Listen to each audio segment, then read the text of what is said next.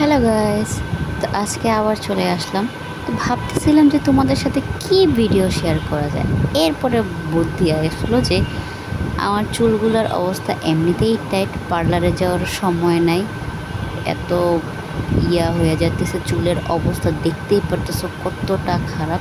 তো ভাবলাম চুলটাকে নতুন একটা কাট দেওয়া যাক। তো আমি কিছুদিন ধরে ইউটিউবে বারবার খুঁজতেছিলাম যে নিজে থেকে দেখে দেখে কিভাবে নিজের চুল নিজে কাটা যায়। তো এরপর দেখার পর একটা আইডিয়া আসলো।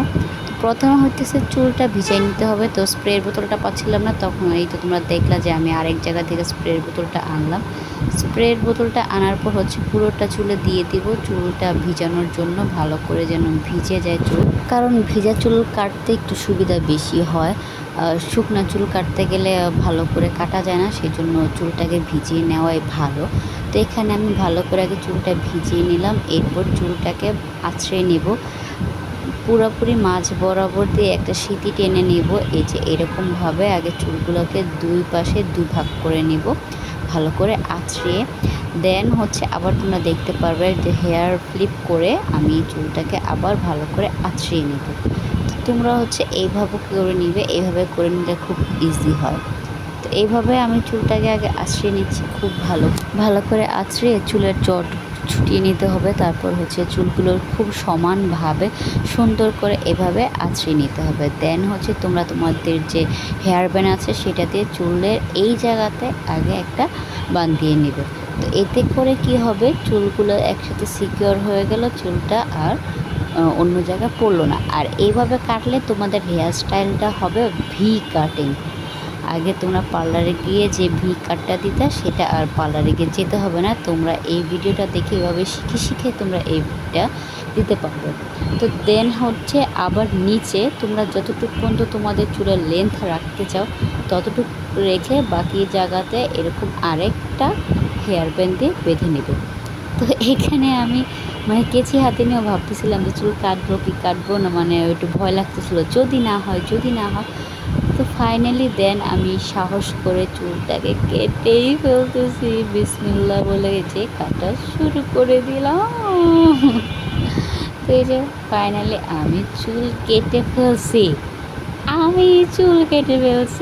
গাইস।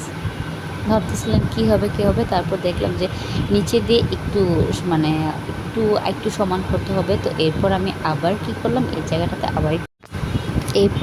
আবার চুলগুলোকে সুন্দর করে আবার কেটে সমান করে নিচ্ছিলাম। এই যে তোমরা দেখতে পাচ্ছ, আমি আবার একটু ভালো করে কেটে সমান করে নিচ্ছিলাম, যাতে সবগুলো চুল সুন্দরভাবে কেটে এক সমান হয়।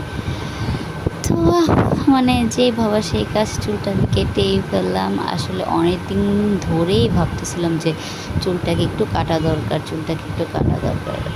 তো এই যে ফাইনালি 1 2 3 দেখো তোমরা আমার চুল এরকম করে তোমরা চাইলে আবার সামনের দিকটাতেও আবার সেট করে নিয়ে ঠিক একইভাবে কাটতে পারো, কিন্তু আমি সামনের দিকে চুল ছোট করতে চাচ্ছিলাম না, সেজন্য আমি শুধু পিছনের দিকে কাটছি। তো hair is the final look guys, তোমরা এই যে এখনই দেখতে পারবে একদম পারফেক্ট ভি শেপের কাটিং হয়েছে। এই যে দেখো, আমার যদি কার্ল করার মেশিন থাকতো তাহলে আমি তোমাদেরকে কার্ল করে দেখাতাম, তাহলে আরও অনেক সুন্দর লাগতো। তো আমার বাসায় কার্ল করার মেশিন নাই, সেজন্য আমি কার্ল করে তোমাদেরকে দেখাতে পারলাম না, বাট তোমরা দেখেই বুঝতে পারবে যে সুন্দর পারফেক্ট ভি কাটিংয়ের চুল কাটাটা হয়েছে। তো আমার ভিডিওটা ভালো লাগলে একটা লাইক কমেন্ট শেয়ার করে দিও, আর যদি ইউটিউব থেকে দেখো আমার চ্যানেলটা সাবস্ক্রাইব করে দিও, আর ফেসবুক থেকে দেখলে আমার পেজটা ফলো দিয়ে দিও। বাই।